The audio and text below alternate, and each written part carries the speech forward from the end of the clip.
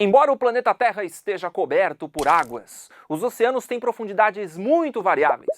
Vocês sabiam que um ser humano, mesmo com equipamento de mergulho, não consegue mergulhar muito mais do que 350 metros de profundidade?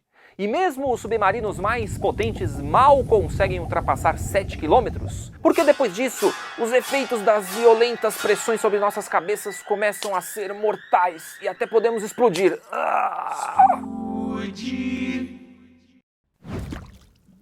O mar guarda muitos mistérios, por conta do seu tamanho e da sua profundidade, que pode ser muito diferente dependendo da região do planeta. Mas o fato é que, entre esses mistérios, nós vamos ver agora a formação do relevo marinho, que recebe algumas influências, algumas interferências, algumas evidências, como já diria aquela famosa música. Entre essas influências nós temos a formação das marés, porque a interação gravitacional conjunta entre o Sol, a Terra e a Lua produz algumas perturbações no planeta. E é claro que isso também interfere em um corpo tão massivo como o nosso planeta e, claro, as diferentes massas de água monumentais que nós temos no planeta.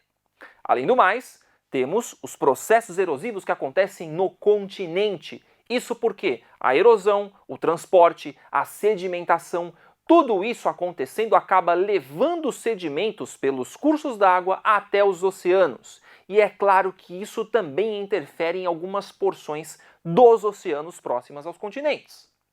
Outro fator importante, outra influência importante, tem muito a ver com a formação, com a circulação das correntes marinhas. Porque em função da salinidade, porque em função das diferenças de temperatura, a água, como ela é um fluido, ela também acaba sendo responsável por transportar não só a própria água, mas também outros materiais que podem também ajudar a formar os diferentes tipos, as diferentes feições de relevo, assim como também o tectonismo ou o vulcanismo. Tectonismo, lembrando a movimentação das placas tectônicas, que podem produzir perturbações e transformações ao longo da história geológica do planeta, assim como o vulcanismo, que pode contribuir, por exemplo, para lançar um volume muito grande de fluxos piroclásticos, que a lava derretida que chega à superfície, no caso do mar, e também pode produzir efeitos como a formação de cadeias montanhosas, como a que existe no meio do Atlântico. Além do mais, nós temos também as variações no nível do mar, porque dependendo dos períodos da história da Terra, você tem às vezes aquecimento global ou resfriamento global. Às vezes temos mais massa de gelo e às vezes menos. Então isso também pode produzir variações que vão interferir nas formas de relevo. Assim como também os processos de sedimentação nos próprios oceanos. Porque, por exemplo, as áreas mais próximas do continente que recebem sedimentos também, em função de uma série de perturbações como essas, podem fazer com que esses sedimentos sejam transportados para as regiões mais profundas. Antes da gente entender a composição do fundo oceânico em termos de relevo, é importante dizer que existem diferentes formas de se classificar esse fundo oceânico. Aliás, existem instrumentos que fazem essa análise do fundo oceânico usando, por exemplo, dados de radar, de infravermelho, ou seja, estas informações batem justamente para termos a batimetria, ou seja, o estudo das formas do fundo oceânico em termos de relevo. Como, por exemplo, essa imagem que vocês vão ver agora. Ela justamente é uma representação tridimensional das formas de relevo estudadas por esses instrumentos. E nós temos aqui uma imagem para entendermos o que vem além das ondas do mar. Por exemplo, as formas ligadas ao próprio relevo, dividido, por exemplo, em plataforma continental, que está mais perto do oceano, depois este declive acentuado, talude continental, e o fundo do oceano, a chamada planície abissal. Mas também existem formas de classificar em relação à quantidade de luz. Por exemplo, temos uma zona chamada de fótica, que seria a região mais próxima do nível do mar, na superfície, que se estende até pelo menos uns 200 metros, onde realmente a luz é mais incidente, e até 1 quilômetro, quando a partir daí nós não temos mais a presença da luz solar. Da luz solar que, inclusive, contribui para a existência das formas de vida aqui na superfície. Então você tem a zona fótica e a afótica, a zona sem luz. Ou então podemos pensar através da distribuição das formas de vida. Por exemplo, a zona nerítica, relacionada aos seres vivos que estão nessa região da plataforma continental, ou a região de mar aberto, que também é chamada de zona pelágica, porque aqui a gente vai ter a distribuição das formas de vida relacionadas ao fundo do mar. Ou a chamada zona bentônica, que tem a ver também com o fundo oceânico. Então percebam que existem diferentes formas de classificar. A gente vai agora virar a lousa para falar especificamente da formação através de um perfil do Oceano Atlântico. Para que a gente possa compreender melhor o perfil do relevo oceânico, eu trouxe para vocês um modelo que seria algo semelhante ao que a gente tem no Oceano Atlântico. Então, pensando nisso, a nossa primeira porção, a porção que está na superfície, portanto, ela representa, por exemplo, as áreas aqui próximas à linha de costa, próximas às áreas das faixas de areia, por exemplo, onde nós temos coisas como as planícies oceânicas ou planícies litorâneas. A partir do nível da lâmina d'água, que seria o nosso chamado nível do mar, nós vamos vendo que as profundidades vão aumentando. Em um primeiro momento, a partir desta primeira faixa aqui, e também do nosso outro lado, que seria a nossa área da plataforma continental. A plataforma continental é a região imediatamente mais próxima e, aliás, é uma região que tem uma grande diversidade de vida e que propicia, por exemplo, a pesca. Ela pode se estender em alguns lugares para até mais de 200 quilômetros de distância em relação à linha de costa, em relação à faixa de areia. Então, essa distância, claro, ela é variável, mas percebam que ela é uma primeira faixa. E um outro detalhe é que também nós encontramos nessa região, basicamente, a maior parte não só de regiões sedimentares, onde você vai ter a presença de petróleo e gás natural, né, como também aí uma grande diversidade biológica por conta dessa interação entre o oceano e a região do continente.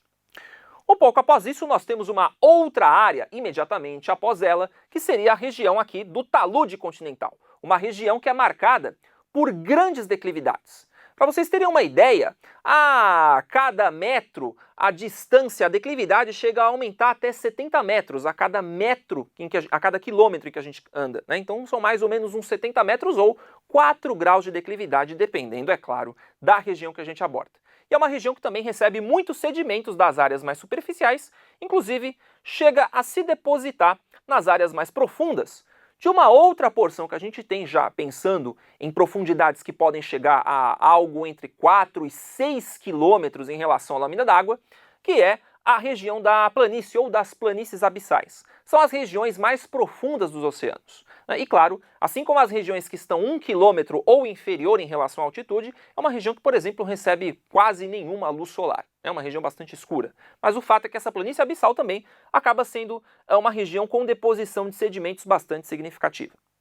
Além disso, no meio do Oceano Atlântico, assim como a presença de vulcões ativos pelo fato de nós termos um contato com o manto, nós também temos a presença da chamada dorsal meso-oceânica ou dorsal oceânica, ou no nosso caso aqui, a dorsal do Atlântico. Uma grande área de cadeias montanhosas que forma um vale que a gente chama de vale em forma de rift, porque esse processo de rifteamento faz com que o limite entre as placas tectônicas seja divergente, ou seja, uma placa está se afastando da outra. Vocês sabem aí das outras aulas, provavelmente, que há mais de 150 milhões de anos, Brasil e África, que estavam unidos, começaram um processo de separação. E um dos resultados é a formação desse vale em rift e também a presença de vulcanismo ativo, porque estamos falando de uma região de limites entre placas tectônicas. E é por isso que, além da formação dessas áreas, dessa cadeia, dessa cordilheira que está a elevada profundidade, nós também temos aí, ao mesmo tempo, o lançamento de materiais, porque o vulcanismo, em função do seu processo, também costuma ejetar material, né? Então é muito importante esse processo. Assim como nós temos também, ocasionalmente, a presença de ilhas vulcânicas, que são regiões também que têm uma forte influência de processos como o próprio vulcanismo, que vai depositar, vai ejetar material através de processos extrusivos e também vai ajudar a formar essas ilhas vulcânicas, algumas delas, por exemplo, conhecidas como hotspots, pontos quentes. Assim como a presença de fossas abissais, regiões que têm uma profundidade, são fendas que vão marcar elevadas profundidades. Algumas podem chegar a até mais de 11 quilômetros de profundidade em relação à lâmina d'água, em relação ao nível médio do mar. Como, por exemplo, a Fossa das Marianas, que é uma das mais famosas.